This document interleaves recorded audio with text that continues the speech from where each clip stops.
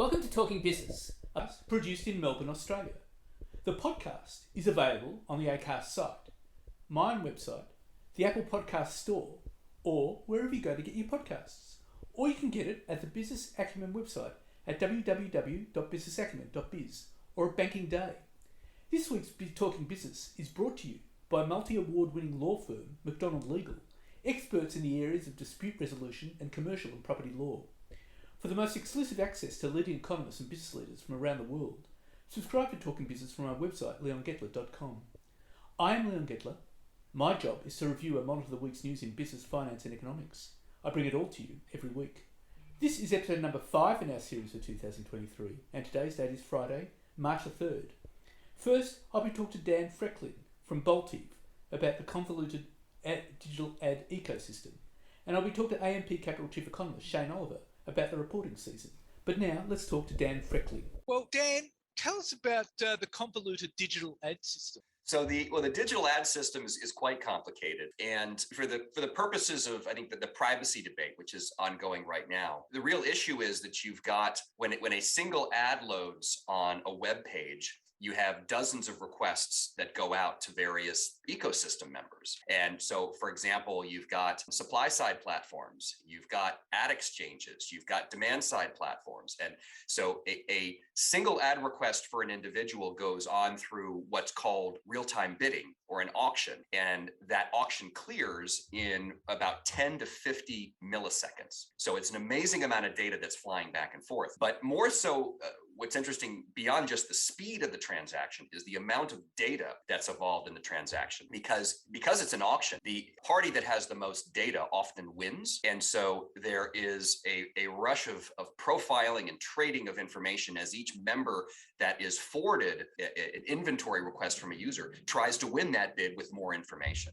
So it's a complicated ecosystem. It's programmatic, meaning that it all happens in a decentralized, automated fashion. And there's no sheriff really controlling all of this, which has led to some of the abuses of privacy that we've seen around the world. How do brand marketers negotiate their way through this? So they will, the brand marketers, those that are engaging in the advertising, will work with their agencies and their DSPs, and they will place their bids. So they will specify how much they want to pay for a certain segment. And these segments can get really, really granular. So it's not just sort of gender and zip code, but you can get down to information such as religion, political beliefs, sexual preference, geolocation, health conditions, ethnicity. All of these factors can be bid upon by brand marketers. There's a case in Canada with Tim Hortons, as a matter of fact, recently, where Tim Hortons was using location tracking to find out which of their consumers were going to Starbucks or other places to buy coffee, and to use that to understand their shopping habits. Well, that is information that marketers can use through apps and through location tracking, and wasn't necessarily their best moment for Tim Hortons, but it wasn't illegal. That has huge implications for privacy. Yes. Well, and there's been a series of things around the world that I would say, Leon, that have led to changing views about privacy. And from my own personal experience, I had a family member with cancer, and I was researching treatments. And then I started seeing all of these cartoonish cancer ads follow me around the web. And that was sort of my personal discovery of how data is shared and some of the overreaches, because I've been a marketer for most of my career, and I've perhaps been on the wrong side of that in some points of that career. But concept of privacy as a human right has changed due to a series of incidents around the world, from 2011, the News of the World scandal in the UK, where you may recall there's phone hacking that was going on there.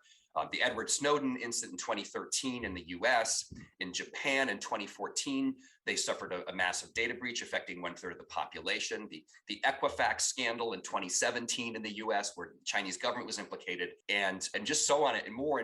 Cambridge Analytica in 2018 that was broken by the UK and the US newspapers. And even in the pandemic in the past 2 years, the threat surface of privacy has increased with more people online and more people working from home. So that is what has triggered a massive global response from regulators, unlike we've seen in sort of regulatory regimes ever. But that has huge implications for consumers' relation with brand marketers. I mean, consumers would be baffled and would mistrust them more, wouldn't they? Yeah, and that's what the studies are showing, that consumers are more concerned about their personal information.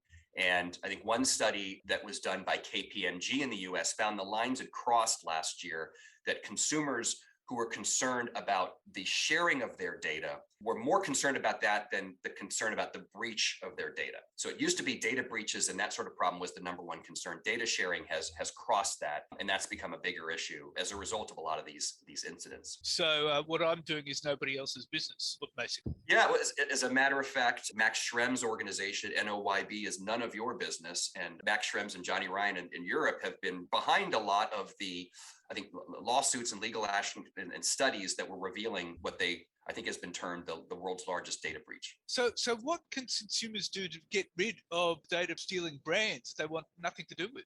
Well, there's technologies out there, and sometimes the technologies work, but as a consumer, it's not enough to just rely on what the web page is serving you. So one thing to understand, I think, fundamentally, is that advertising funds the open web, and especially targeted ads. And furthermore, I talked about programmatic advertising. 90% of ads on the open web are programmatic. So consumers sort of have to realize that when they go to websites and when they're served ads, that is funding the content that they're seeing. So there's a bit of a value equation and a trade-off that's important to understand, because I don't want to go on a rant about how the web is unfair from a privacy standpoint. It really is a fair value exchange. But as a consumer, you need to be discriminating. When you go to a website and a cookie banner pops up, if you're under GDPR policies, then really pay attention to those granular choices.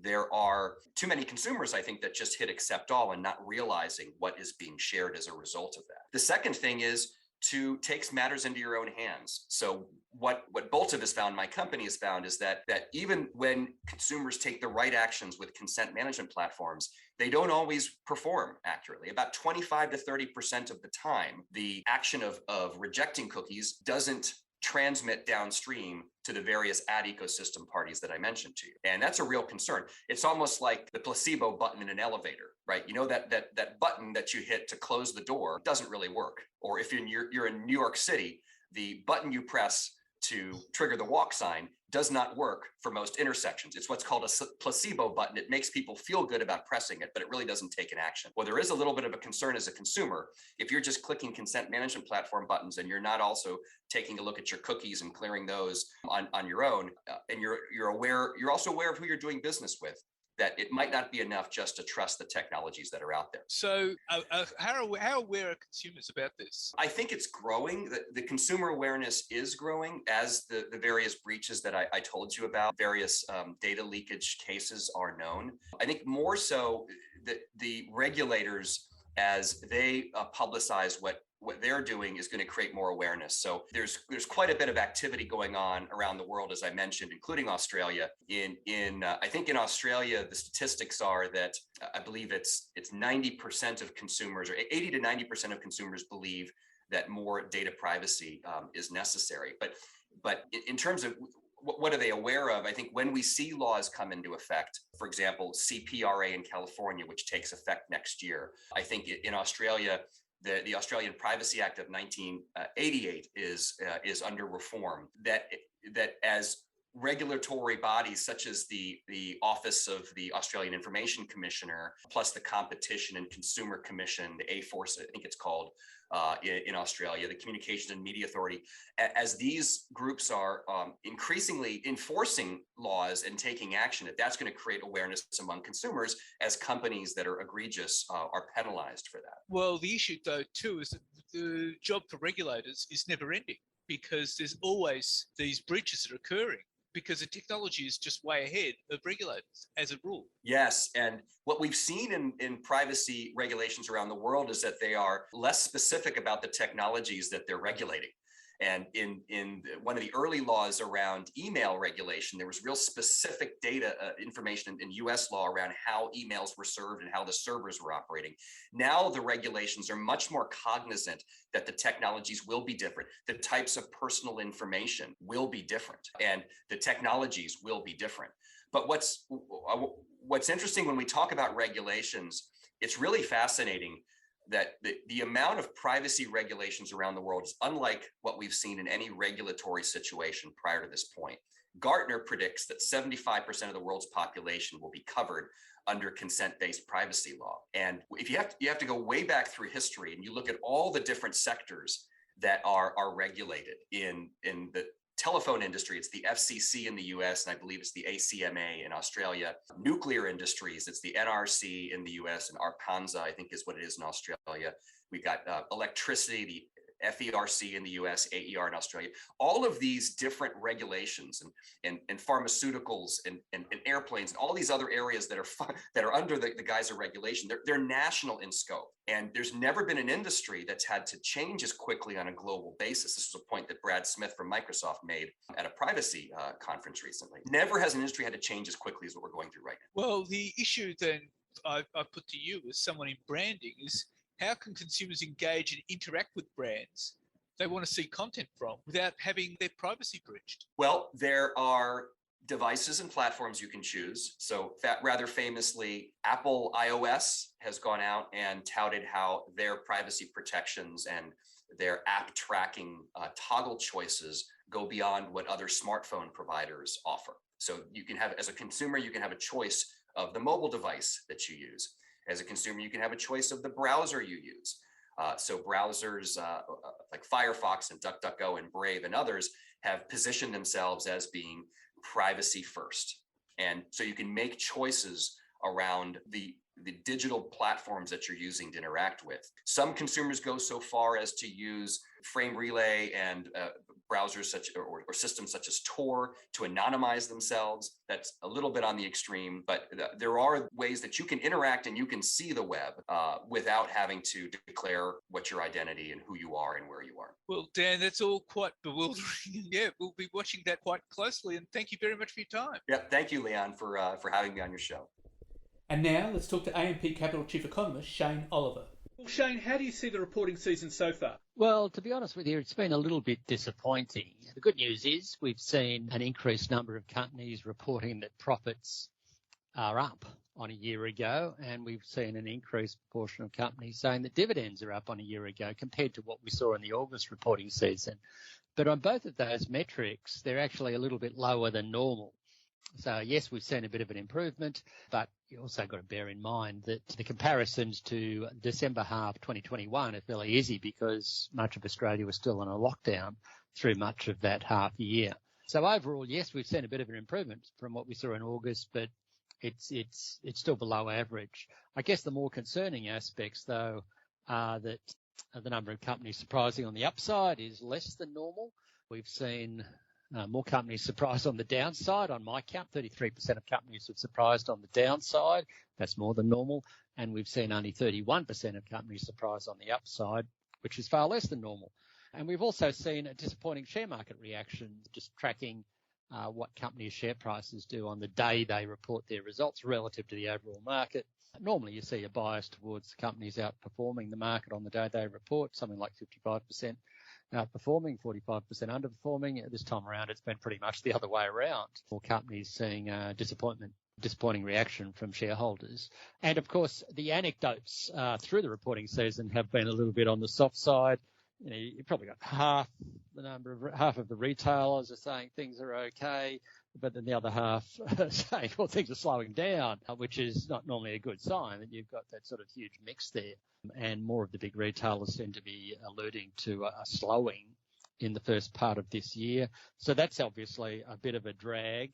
Obviously, labour market headwinds are still there. Signs of a softening housing market clearly evident, and easing supply chains. That's a good indication. But there is more caution on the economic outlook. And we've also seen, of course, the big miners cut their dividends. That was to be expected. But that huge surge in dividends from the Rios and the BHPs seems to be over. And, of course, the banks might be getting to a point where it's about as good as it gets as credit growth slows, interest margins come under pressure, and the bad debt cycle bottoms out and starts to deteriorate. So it's been a little bit messy, and that partly explains one of the factors why the share market so far this month is down. Arthur, I mean, it obviously makes sense that retailers would be struggling because consumers are pulling back on spending with rising interest rates and inflation. And the real estate market is also suffering. I would imagine it wouldn't be great for real estate agents at the moment. So I'd imagine those sectors would be reporting profits would be fairly affected. That's right, and they are. Obviously the real estate market has seen a big fall in transactions, and of course real estate businesses depend on transactions. If you've got less transactions, in many cases at lower prices, then you don't get as much income. So that drag is clearly evident, and for consumers, it's interesting to note the reaction and the commentary out of GB Hi-Fi. Back in January, it seemed to be along the lines of, well, consumers are still spending, things are still very strong, whereas their formal result release in February, a week or two ago, was things are softening a little bit. And there's also been a loss of momentum through the September quarter into the December quarter, and then a further slowing again into January. Now, of course, this is not to say things are falling off a cliff and that they're horrible. It's just that they aren't as good as they have been, and the momentum seems to be going against the consumer, which, as you imply, is to be expected given the cost of living pressures, given the rise in interest rates, which affects a big chunk of consumers who are far more sensitive to changes in their income and far more likely to adjust their spending through time, compared to, say, older Australians who don't adjust their spending through time that much. So that's happening. And I think the other thing that's happening in here is that as we went through last year, we had a reopening boost. People had pent-up demand, excess savings through the pandemic. They wanted to get out there and spend, revenge spending, revenge travel, all those things kicked in. That impact is starting to fade a little bit as people have done the travel, don't like having to pay $400 to rent a car, like I did recently, a day. And then you think, well, I'm not going to do that again. And you sort of think, okay, well, that's out of my system. I'm going to be now looking for better bargains and lower prices. And if not, I'll settle for cheaper holidays. So there's a bunch of things that I think are going to start weighing on consumer, and that was becoming evident through the profit reports. Right, okay. And given that we're going to have few interest rate rises this year, and given that the RBA is saying that we won't get back to the target band of inflation till about 2025, we can expect this lag in the profit reporting season to continue for some time. Would that be right? That's right. We've probably got a way to go yet. I think we'll get a bit tougher before they get better. The Reserve Bank, I worry they're going a little bit too far here, that inflationary pressures are starting to ease, but the reality is the December quarter numbers were not very good on inflation, and the Reserve Bank is feeling a need to respond to that. And they're the guys who set interest rates, and that's the reality. They're signalling 2 more hikes ahead, at least. Many economists out there are talking about rates going up into the fours, and that indeed is the money market expectation as well, above 4%. So all those things are going to be a drag for some time to come, and that will weigh on economic growth and obviously on profits. Now, hopefully we avoid a recession and a hard landing, and I'm hopeful that will be the case. Chinese recovery will help the big miners and also help national income, and CapEx business investment spending still looks fairly robust, and hopefully the Reserve Bank is aware of the lags and will pull back before they go too far. But the risk is obvious, and in the meantime, I suspect that the next reporting season, which is 6 months away, will be on the soft side as well before things eventually pick up, maybe not until sometime in 2024. Okay, but that would probably be in the second half of 2024. Would that be right? Yeah, we've got a ways to go yet. I'm sort of optimistic that the RBA will soon reach the peak in terms of the cash rate in the first half of this year, and then go for an extended period being on hold, with the possibility that the RBA may be cutting later this year, early next year, and that should enable an improvement in momentum, or at least in expectations, as we go through 2024. But yeah, you may not get clarity on that until the second half of 2024. And while we mightn't get to recession, it will certainly feel like recession to players in the retail and real estate market. It may well feel that way, and it may already be starting to feel that way in some parts of it. Consumers have been very strong, but they had a lot of tailwinds behind them. The low interest rates, the property boom, which drives stronger wealth, obviously drives real estate transactions, the reopening, pent-up savings and so on. Those tailwinds are now fading and moving into a situation where we've got headwinds. And it's a danger to assume that just because things have been okay so far, that the Reserve Bank can keep raising interest rates with no problem. The experience of the 1980s, the late 80s, tells us that you've got to be careful here, looking in the rearview mirror at inflation numbers, at consumer spending and jobs data may not be tell you what's coming ahead. So you've got to be very vigilant here. And what's coming ahead, I think, is a tougher environment. Now, this doesn't necessarily mean that the share market has another huge leg down, but it just means that we're going to see continued volatility this year. I think by the end of the year, the market will start to feel happier, but it did run ahead of itself going into early February, with the market, I think, up 7% or so. We're almost getting to levels I thought it wouldn't get till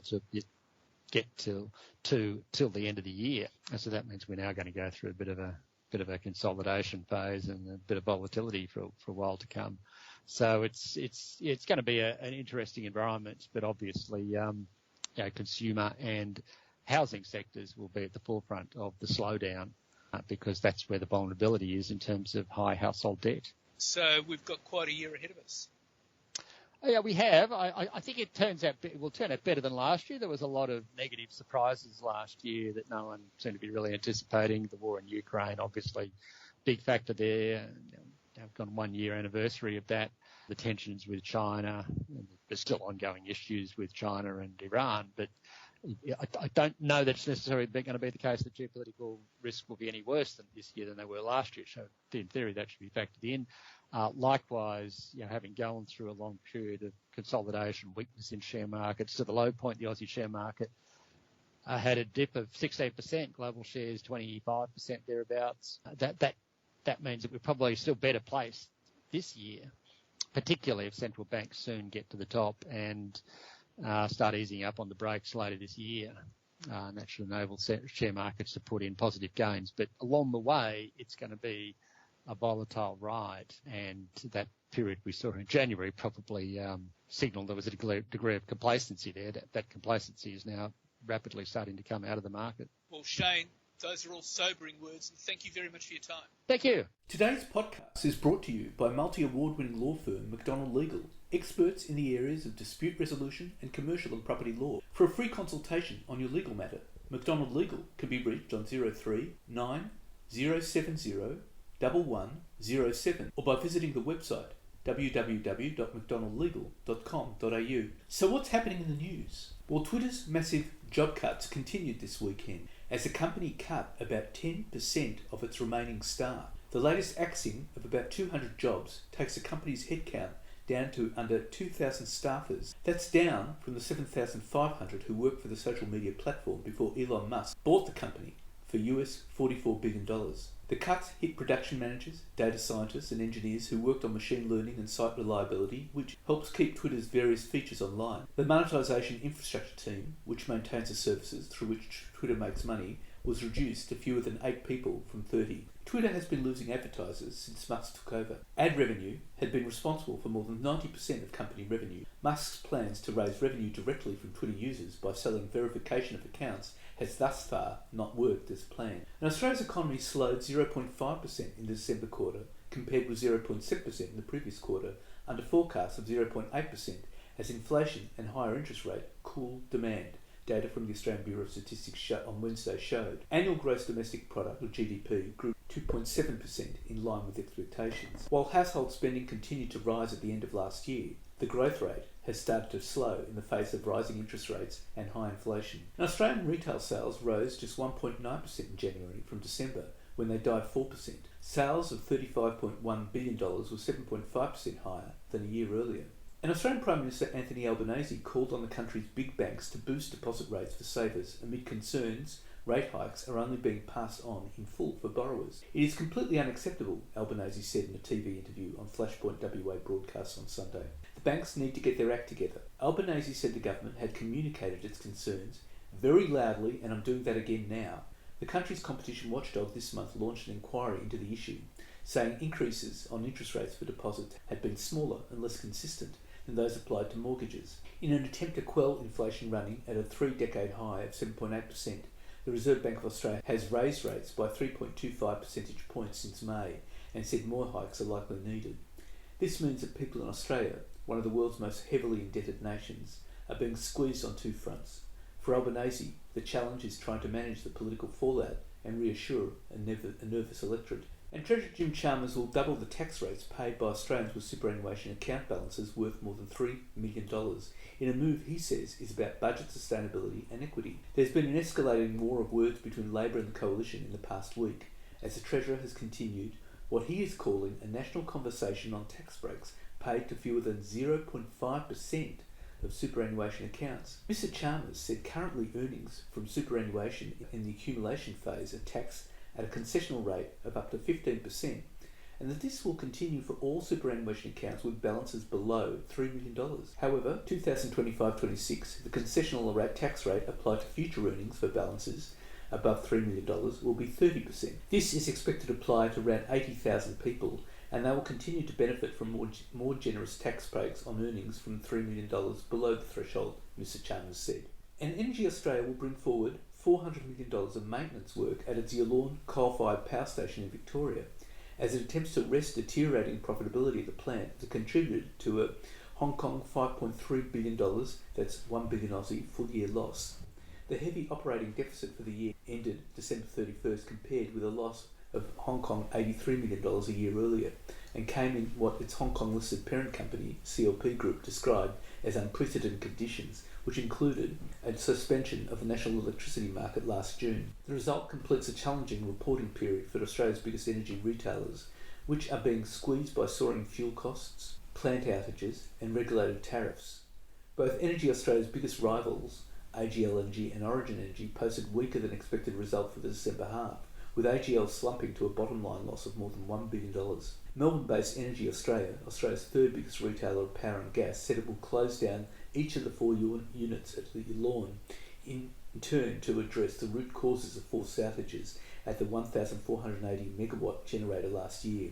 And a major supplier to Australia's biggest supermarkets has been plunged into receivership, putting 1,500 jobs at risk and threatening the delivery of food supplies. One of the country's biggest trucking companies, Scott's Refrigerated Logistics, supplies all major supermarkets including Woolworths, Coles, IGA and Aldi, as well as Foodbank Australia. It is understood the company has engaged in high-level talks with grocery executives about its collapse.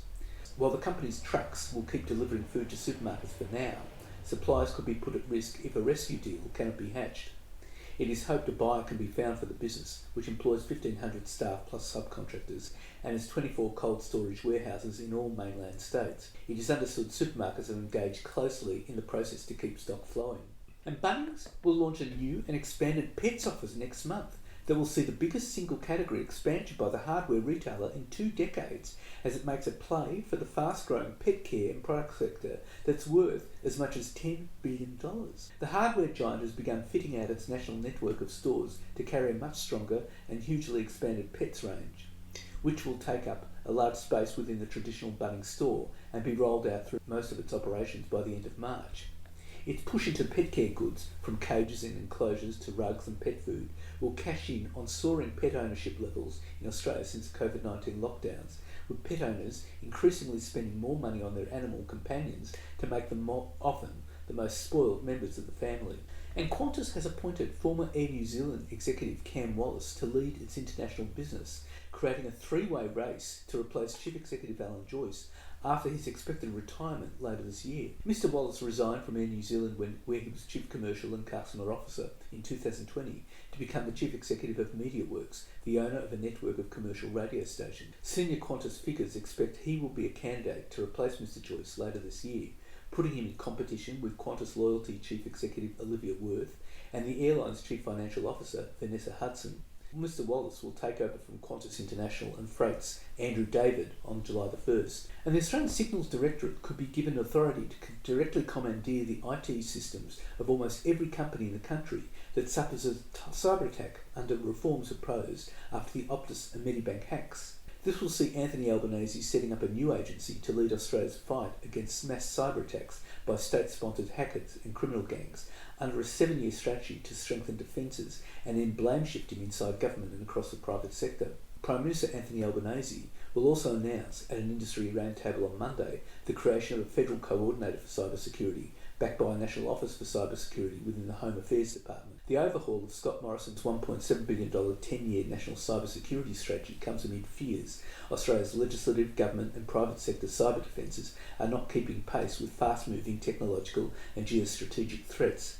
The appointment of a new coordinator for cybersecurity, who will lead the National Office for Cybersecurity within the Department of Home Affairs, follows Joe Biden's establishment of a US Office of the National Cyber Director in 2021.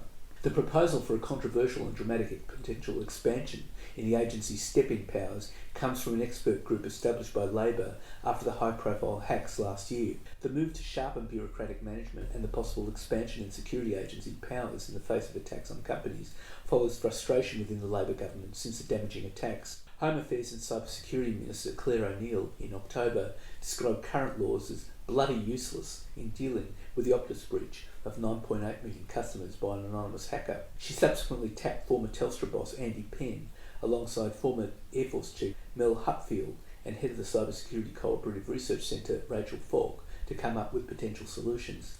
And profit margins for Australian companies are starting to come under pressure as central banks become more hawkish in their attempts to curb persistent inflation, according to Goldman Sachs. The investment bank said while the ASX 200 has notched up 12% earnings growth in the half-year reporting season, companies reported more misses than usual, with 49% reporting lower than expected margins. Soaring input costs are beginning to peak as pandemic-fueled supply chain crunches ease and commodity prices fall.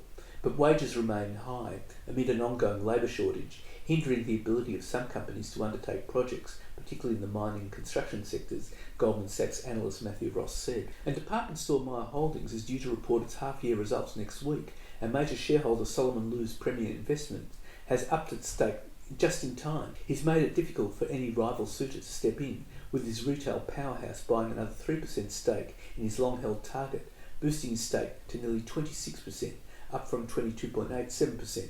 Mr. Lew's Premier is allowed to creep by buying up to 3% of the target's shares every 6 months. And Australia's love affair with rooftop solar has unseated all other forms of generation, paving the way for solar to become the nation's largest power source when Liddell goes offline next month. Households have taken up rooftop solar at a rising rate since 2008 as panels became cheaper and governments rolled out subsidies to curb electricity bills and cut the reliance on coal generation in the power grid.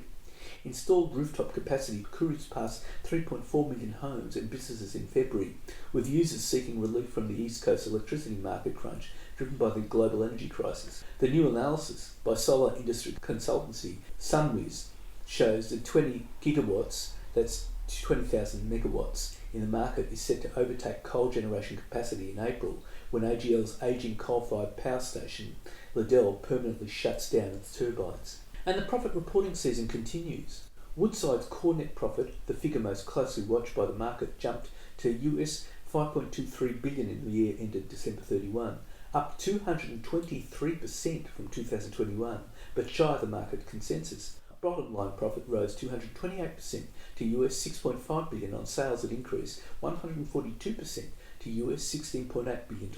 Furniture giant Harvey Norman said its profit before tax slipped 11.7% to $530.7 million for the 6 months to December 31. Biotechnology company Mesoblast reported its revenue at US $3.6 billion, that's 5.6 million Aussie, and 39.2% decline in its half-year result.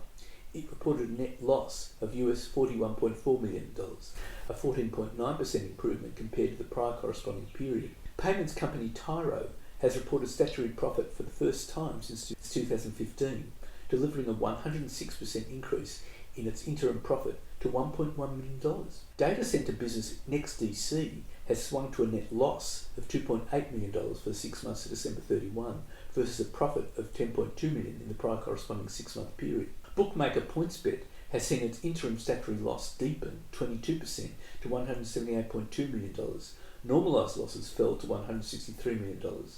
Buy Now Pay Later junior Sezzle has trimmed its net loss to US $39.3 million on revenue that climbed 9.4% to US $125.6 million for the year to December 31.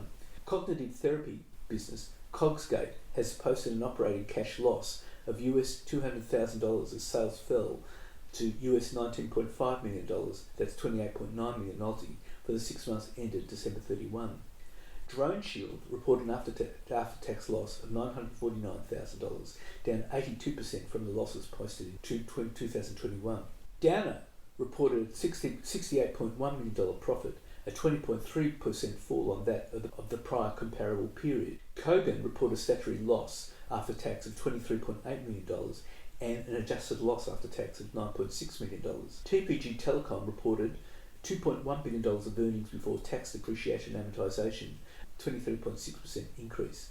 Dicker Data earnings before interest, tax, depreciation and amortisation, or EBITDA, is up 9.4% to $129.8 million. Linus Rare Earth's earnings before interest, tax, depreciation, amortisation and EBITDA were flat at $189 million. Adore Beauty posted a $90,000 loss, down 105% from the $1.97 million profit in the first half of 2022, and detailed $93.6 million of revenue, down 17% on that of the prior comparable period. City Chic Collective posted a $3.4 million loss and a statutory net loss after tax of $27.2 million. Aussie Broadband posted an $8.6 million net profit after tax, a 516% jump on that of the prior comparable period. Premium reported a 17% increase in revenue to $35.4 million and a 52% jump in EBITDA to $11.4 million. Appen reported an underlying net loss after tax of $22.8 million. Cromwell Property Group posted a half-year loss after tax of $129.5 million versus a profit of $132.5 million. Pathology and medical imaging company Helios suffered a statutory net loss of $28.7 million in the 6 months ended December 31, compared with a $233.2 million net profit in the year earlier period. Interim underlying profit fell to $8.1 million from a year earlier of $244 million. Adbri on Tuesday reported a 12.1% decline in net profit for the 12 months of December, dropping to $102.6 million. Struggling retailer Booktopia posted a $3.9 million loss. Cooper Energy's interim after-tax loss was $6.3 million. Liberty Financial Group's financial assets increased by 6% to $13.2 billion, and its statutory NPAT fell to $104 million as a result of not passing all cost of funding increases to customers. The group's underlying NPAT, meanwhile, was at $104.8 million after removing non-recurring items. InvoCare posted a 12% increase in revenue, but a loss of $1.8 million. Yancoal's profit after tax was $3.59 billion for the year ended December 31, 2022, a fivefold increase from the $791 million a year earlier. Stanmore said net profits for the year ended December 31 totaled $727 million. That's Aussie $1.08 billion, up from just $7 million reported by the mining company a year earlier. Medical company Nova Eye reported its half-year loss had widened 115% to $6.6 million. Software company Lamede reported a profit loss of $13.2 million, a 33% increase in its full-year financial results. Online retailer Harris Technology reported a profit loss at $2 million, a 632% increase in its half-year result. And that's it for this week. And next week I'll be talking to Andy Squires, the CEO of Securely, the app that provides tradies and subcontractors with a payment platform. And I'll be talking to economist Nicholas Green about how the RBA can control inflation without rate rises. This show is brought to you by multi-award-winning law firm McDonald Legal, experts in the areas of dispute resolution and commercial and property law. For a free consultation on your legal matter, McDonald Legal can be reached on 03 9070 1107 or by visiting the website www.mcdonaldlegal.com.au. In the meantime, you catch me on Facebook, Twitter, Instagram, LinkedIn and YouTube. And if you want, leave a comment. For the most exclusive access to leading economists and business leaders from around the world, subscribe to Talking Business on the Apple Podcast Store or on my website, leongettler.com. Wishing you all a safe